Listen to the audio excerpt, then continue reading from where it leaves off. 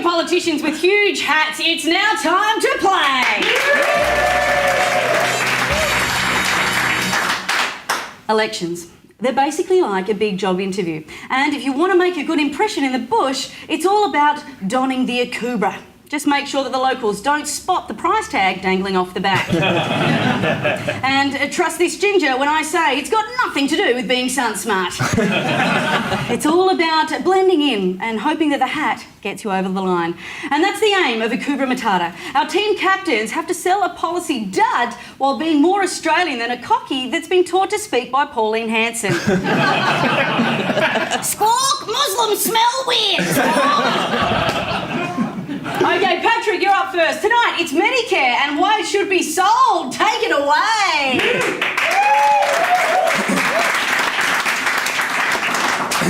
All right, Pat, you've never been to the country before, but you've travelled. It'll be fine. Hola. You might have recently seen some scandalous attack ads involving Bob Hawke suggesting that the coalition government has a plan to sell off Medicare. Well, I say, about bloody time, right? Because for far too long, ordinary Australians such as myself, Chardonnay sipping, theatre going, ABC Radio National listening arts patrons like myself, and indeed Malcolm Turnbull, ordinary Australians have been subsidising, right, the lifestyle choices of people we would consider to be the minority of Australians. You know, those overweight, beer-guzzling, boorish football fanatics. And trade eyes.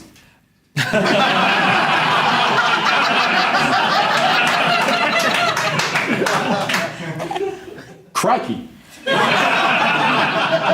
The other allegation that Bill Shorten made was that the coalition has a plan to Americanise the Australian healthcare system. Well, again, I don't think that this is a bad thing. Think of the benefits that would come from a more American Australia, right? First of all, there would be even less pressure to learn a second language.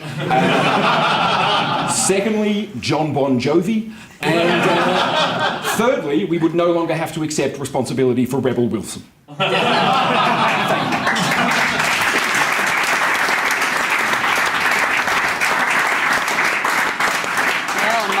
That was so Australian, Eddie Maguire is threatening to hold himself underwater.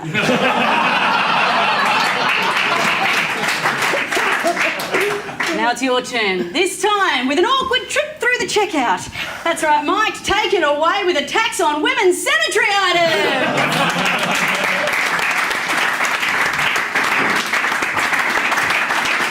Really? Well, I'm going to hate this. Well, look, a lot has been said about taxing on tampons and pads, and regrettably we have had to reverse our decision. Yes, we've changed our minds. No, we don't have to explain ourselves. I'm really sorry. As a fiscally responsible government, we need to stop the leaks. We need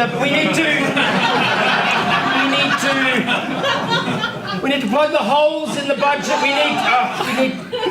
Look, a lot has been said that this is a sexist tax. It is not. Men still need to pay GST on their tampons and pads. It is not.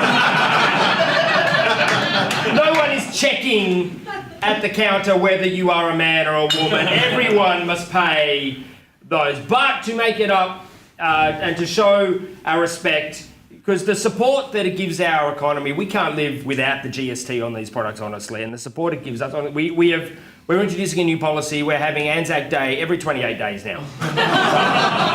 Just to commemorate the brave men and women that have shed blood for our country.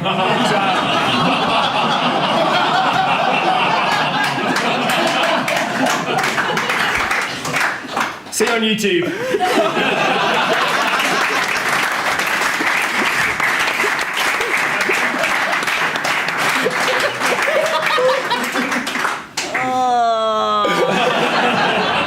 Okay, Duncan, as an alien trying to pass as a human, what stance does your party take on these issues?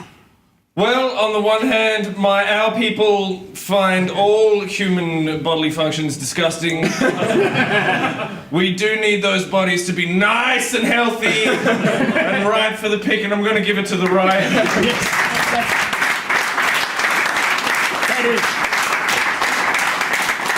That is undeserved. Yeah, I agree. And thank you, Duncan. We've heard what you said. We're just not going to listen to it. We'll in fact throw it out to the audience. Who here thinks the right had it? And who thinks the left's taken it away?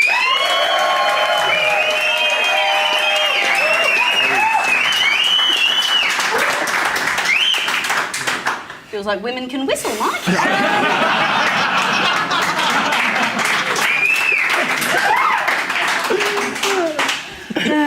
Well, that time of the month, I'm being a bitch. At the end of that, we have the left on 16 points.